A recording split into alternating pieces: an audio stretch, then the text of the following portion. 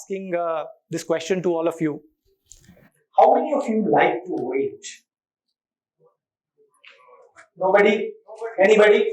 Somebody? Even I don't like to wait. And this is a talk which is going to be about theory of wait. We are in a world which I call an instant era.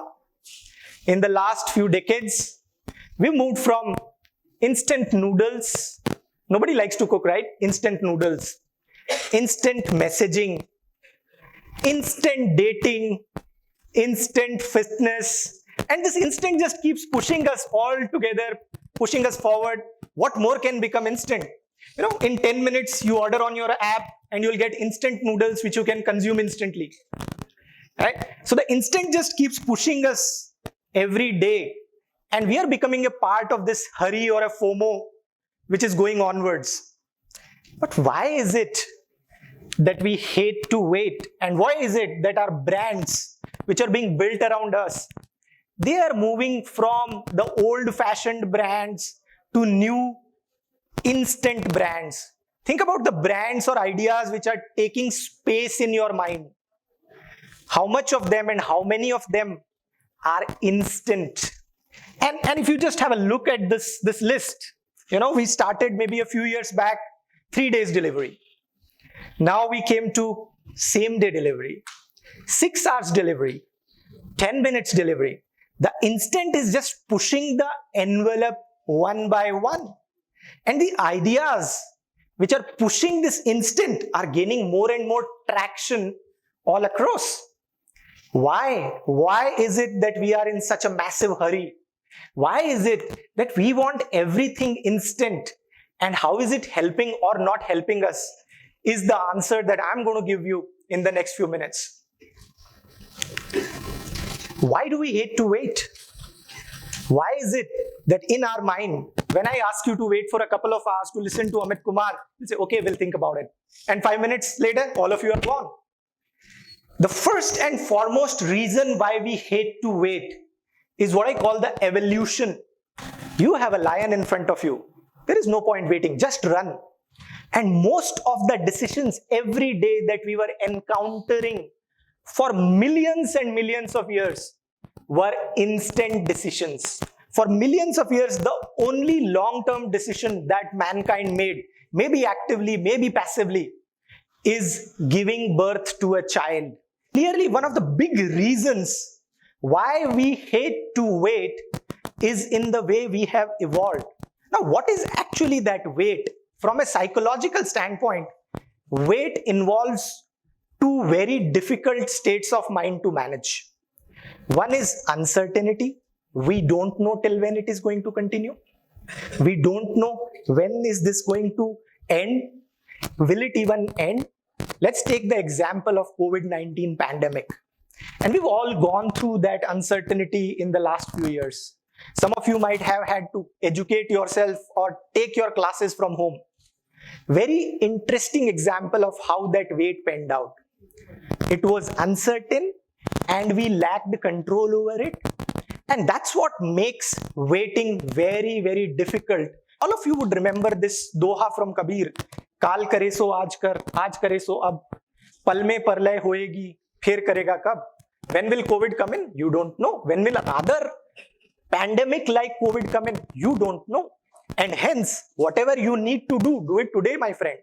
And this is a very clear representation of that survival-based instinct that has been ingrained in our minds for millions of years. And our scholars have continued to follow that and further strengthen that in our minds. What is going to take us, transform us, is when you wait. You can think, and you are engineering graduates, you can think about the instant money or the unicorn founder at 25 years. But maybe that doesn't transform the world. What transforms the world is when you are willing to wait, when you are willing to slug it out, when you are willing to battle it out.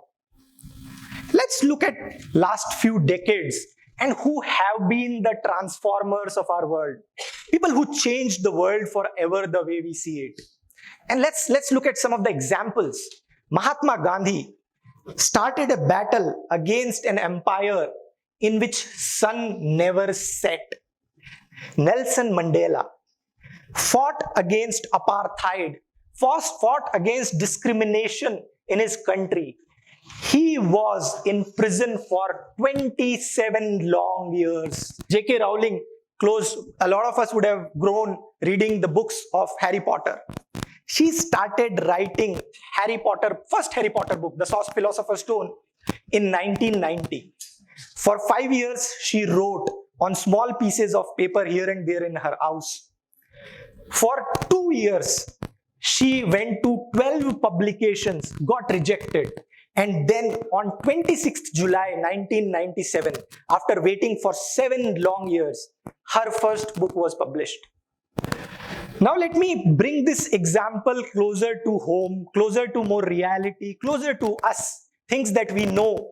And in research parlance, it is now being called me-search. When you get closer to your own ecosystem, start thinking about, okay, Mahatma Gandhi was a great person, right? But how do I relate this to myself? And I'll share an example which is very close to us, maybe 500 kilometers from here, in a city called Barmer from here, Rajasthan. I am from Rajasthan and a lot of you would know about it. India is the third largest importer of oil in the world after US and China, right? And oil takes away close to $120 billion of foreign exchange currency from us. Any drop of oil found on our surface is of a lot of value to us as Indians. And in India, when research was being done, when seismic data was being shown or looked at, it was seen that in the area of Barmer, there was oil or possibility of oil. One of the largest oil exploration production companies in the world, Shell, got involved in the initial phases itself, and they start doing research. They start digging holes, they start figuring it out, they take a license, they go in with ONGC, Oil and Natural Gas Corporation of India Limited. And after they get in, there is initial failure. They realize that, okay, maybe there is not enough oil. Or if there is a bit of oil, then the cost of taking that oil out is higher than the money that they can make. And over a period of time, they say, maybe there is not enough money to be made here. And as Shell starts to pull out, there is this small company called Cairn Energy, listed on FTSE, valued around $100 million here. They say, we will stick it out. We will wait. And the CEO of Cairn, called Mr. Gamble, he continues to get more stake. He continues to invest. Between 2001 and 2003, he invests close to $100 million behind this exploration. Lo and behold, in the year 2004, they find the largest discovery of oil in Indian surface in the last 30-40 years. And this is the largest oil discovery of the year 2004. And this is on the Indian surface. Patience, wait, see it through, and you will get it. Coming to myself and telling my story. Coming from a lower middle class background, ambitious, aspirational parents, some of you would know quota. So getting into quota, I used to write my name as Engineer Amit Kumar, BTech IIT Bombay, MBA IIM Ahmedabad in 1998 or 97. And at that time, I was a 12th class student. To get to that BTech, it took me a lot of weight, a lot of effort. When I took my first JE in the class 12th, I failed. Second JE, year 2001, I just crossed screening. Third JE, when I crossed screening and the mains with the rank 1002, it was a wait. I had to wait close to 8 years to get my BTech. And it's not about boasting, it is telling you about the power of wait and persistence. And I did my MBA in 2009. I started thinking about this MBA in 98. And that's the journey and the weight or the power of weight behind it. The same thing about me becoming a CEO. I was studying in IIT Bombay. I was an engineering student. In 2006, I wrote this blog. And I would want to read this out. An ambitious technocrat, a management graduate, which I was not even that, hell-bent on becoming a CEO. It took me close to 15 years to become CEO, and that was my mission with which I kept pushing myself. Again, what I'm trying to say is, there is enough and more merit in wait for transforming yourself. With this, what I will say is, folks, find your weight. Find what you think is going to make your life meaningful. Find the weight that will transform the world. And it's not going to be easy, because the same Sant Kabir also said, "Dheere dheere dheere re mana, dheere sab kuch hoye. Mali siiche 100 gada, ritu aaye phal hai hoye." Simplistically, slowly things will happen. You will have to wait for things to happen and come. And the world is not going to say that. And that is why the font here is smaller, and for the other quote from Kabir was much bigger. Find your weight, folks. Transform the world. Thank you.